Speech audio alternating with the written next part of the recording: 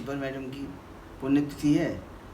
मैं अनायास ही बैठी थी तो मेरे मन में आया कि उनके लिए मैं कुछ कहूँ, क्योंकि मैं उनके साथ बहुत समय रही थी और मेरा जितना समय व्यतीत हुआ उनके साथ मैं नहीं सोच सकती कैसे मेरे दिन निकल गए, किस तरह से मेरा समय व्यतीत हो गया। उन्होंने मुझे एक छोटी बहन की तरह से माना, मैंने उनको एक बड़ी बहन की तरह से। कभी ना उनके मन में ये भावना आई कि मेरे यहाँ ये प्राचार्य है, ना मेरे मन में कभी भावना आई कि मेरी संचालिका है। हम एक दूसरे से काफ़ी अटैच थे और अपने से एक दूसरे की बात भी कह लेते थे। लेकिन इस जीवन में उनके साथ जब मैं रही तो मैंने जो कुछ देखा कि जीवन संघर्ष है या संघर्ष जीवन है, ये मैं नहीं सोच पाती कि एक दूसरे के पूरक हैं। उनसे मैंने सीखा कि संघर्ष में या आपत्ति काल में मनुष्य को नहीं घबराना चाहिए। कभी नहीं घबराती थी, बड़े अपने उससे हिम्मत से काम लेती थी। उनसे मैंने बहुत सीखा हिम्मत, अपने को हिम्मत में रखना, क्योंकि जिस समय मुझ पर भी आपत्ति आई उसी दरमियान जब मैंने क्या काम कर रही थी तो उनसे ही मैंने सब कुछ सीखा था। उसी तरह से मैंने धैर्य को धारण किया। जब पचौरी साहब की डेथ हुई तो मैं छिब्बर मैडम के ही पद चिन्हों पर चलती आई और बच्चे छोटे थे, फिर बच्चों को भी मैंने पाला। लेकिन ये सब कुछ सीखा कहाँ से, जाने अनजाने जाने कैसे मैं उनसे ही प्रेरणा लेती रही, उनसे ही सीखती रही। मैं कभी नहीं घबराई जीवन में अपने में, आज तक की उसमें मैं नहीं घबराती हूँ। अगर कोई समस्या आती है तो मैं सोच लेती हूँ उसका समाधान भी ईश्वर ही करेगा। उनका भी ऐसा ही मानना था कि अगर कोई आपत्ति आती है तो उसको दूर भी ईश्वर ही करता है। और मेरे साथ जो समय बीता शायद मैं अपने जीवन में कभी नहीं भूल पाऊँगी, ना मैं उनको भूल पाऊँगी। तो मैं वैसे भी, आज तो खैर उनकी पुण्यतिथि है, अपने घर में कई बार उनके विषय में चर्चा कर लेती हूँ कि ऐसी वीर, एक तरह से मैं लक्ष्मीबाई का रूप भी उनको मानूंगी।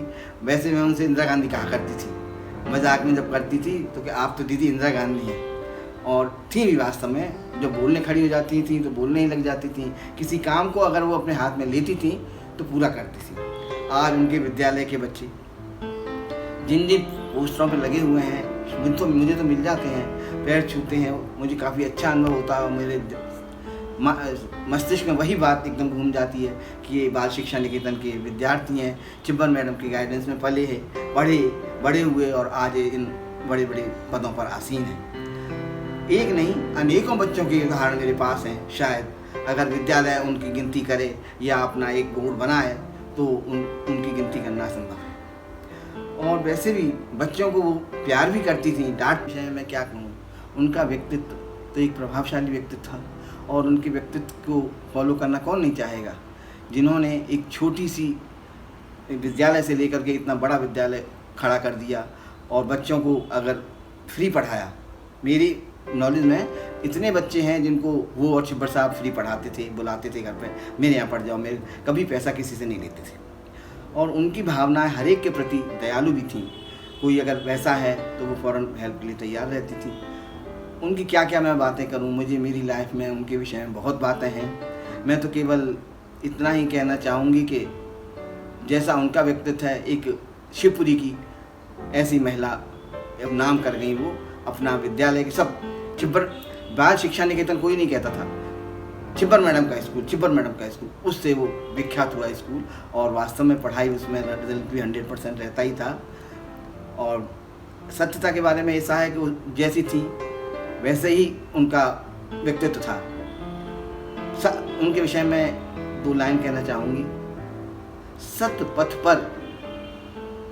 पथ पर चलने वाले ही कदम सदा पूजे जाते हैं।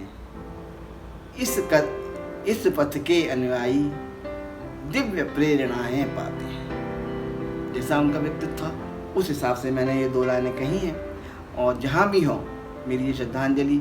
और वैसे जहाँ होंगी मुझे पूरा विश्वास है कि वो बहुत, जैसी उनकी भावनाएं थी, वो बहुत सुखी होंगी, बहुत आराम में होंगी। और अब भी हम यही चाहते हैं कि इससे भी ज़्यादा अच्छे आराम में वो रहें। ये कहते हुए मैं अपने फिर दोबारा भावभीनी श्रद्धांजलि अर्पित करता हूँ।